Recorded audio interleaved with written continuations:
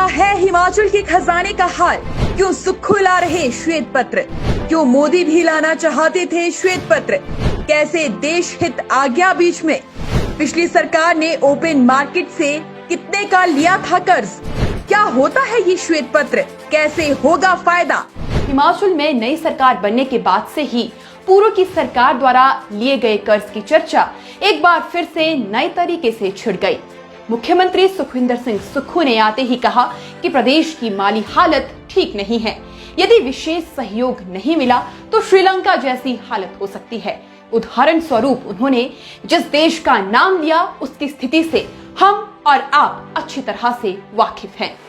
इसके बाद अब प्रदेश सरकार श्वेत पत्र लाने की बात कर रही है। ये श्वेत पत्र क्या होता है, कैसे लाया जाता है, इसके क्या लाभ होते हैं और आज के वक्त में कैसी है प्रदेश के खजाने की स्थिति, इन तमाम मुद्दों पर हम बात करेंगे। लेकिन पहले जान लेते हैं कि आखिर क्यों मोदी भी कभी लाना चाहते थे श्वेत पत्र।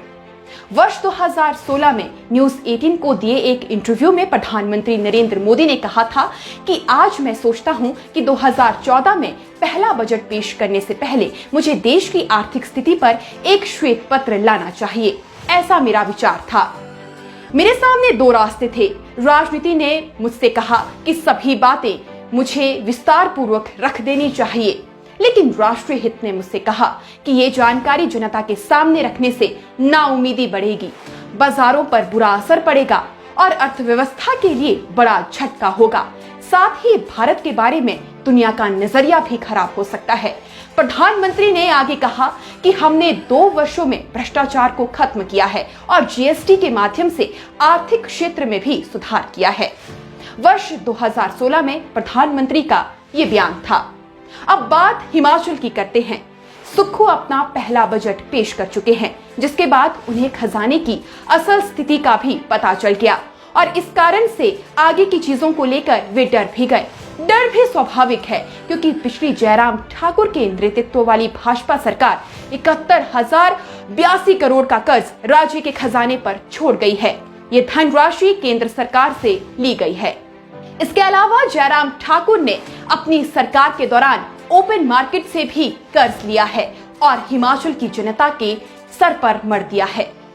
मीडिया रिपोर्ट्स की माने तो वित्तीय वर्ष 2020-21 में 7,295 करोड़, 21 और 22 में 5,500 करोड़ और 2023 और 24 में 10,000 करोड़ से भी ज्यादा का कर्ज लिया गया है। कुल मिलाकर पिछले 3 वर्षों में 23,185 करोड़ का कर्ज जयराम ठाकुर की कमल छाप सरकार ने ओपन मार्केट से उठाया है।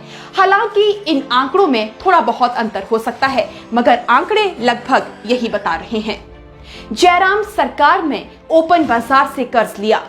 हिमाचल द्वारा बाहरी राज्य में ली गई भूमि का विक्रय किया गया।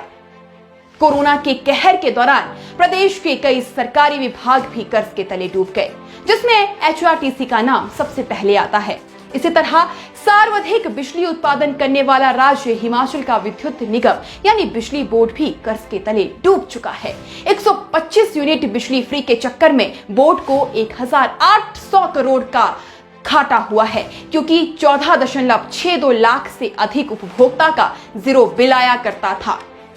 अब वर्तमान सरकार 300 यूनिट बिजली फ्री कैसे करेगी, ये तो अल्लाह मियां ही बता सकते हैं। ना खाता ना बही, जो सरकार कहे वही सही। HRTC के कर्मचारियों की हालत तो और भी खराब है। ड्राइवर कंडक्टर का पिछले 41 महीनों से नाइट ड्यूटी का ओवरटाइम नहीं मिला है। सरकार पर ड्राइवर कंडक्टर की 65 करोड़ से अधिक की लेनदारी लंबित है। बीजेपी की रैलियों में गई बसों का किराया लंबित है। सरकार द्वारा सरकारी होटल में कराए गए लंच और डिनर का बिल भी अभी तक पेंडिंग पड़ा हुआ है। ऐसे में अब HRTC कर्मियों ने चेतावनी दी है कि यदि 7 मई से पहले बकाया समेत एडवांस में ओवरटाइम का पैसा नहीं मिलता है तो रात्रिकालीन बस सेवा ठप कर दी जाएगी और इसका सीधा असर पड़ेगा प्रदेश की भोली भाली जनता पर। ऐसे में अब स्थिति कुछ ऐसी बन गई है कि सुक्खू कर्ज चुकाए या विकास करे, रोजगार दें या फिर गोबर खरीदे। एक तरफ कुआं, दूसरी तरफ खाई। अब बस कोई एयरलिफ्ट करा दो तभी जान बचने की संभावना है।